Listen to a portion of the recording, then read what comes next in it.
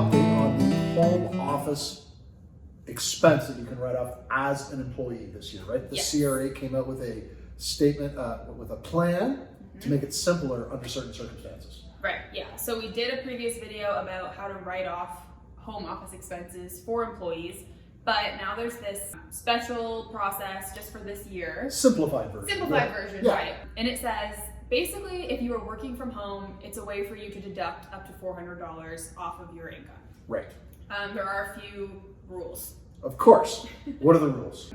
The rule is anyone who worked from home for more than 50% of the time for at least 4 consecutive weeks this year is eligible. They can deduct $2 a day up to $400. They can include any days that they worked from home, even if they weren't in that 4-week period, as long as that 4-week period exists, as long as they have that 4-week period So on record. as long as you've got one 4-week period, there can be breaks with you going back and forth to work, but at any time during the year, if there was one 4-week period that you worked at least 50% of the time from home, Right.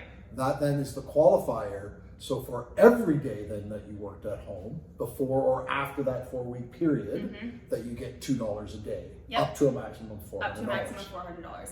And more than one person in the same household can get this deduction. So it's not like one house is one office. It's like each person can still get the deduction. For in the everybody house. that worked at home that qualifies for that, Right. under those qualifications. Well, that really does make it pretty simple, Riley, because the alternative, of course, is calculating the amount of office space that you're actually using based on square footage, and then keeping track of all your expenses and taking only a portion of those based on the actual square footage that you're using in the house. So, Which you can still do Which if is you still feel good. that your expenses were more than $400 and that you need to have a bigger deduction. You can still do that regular process. right.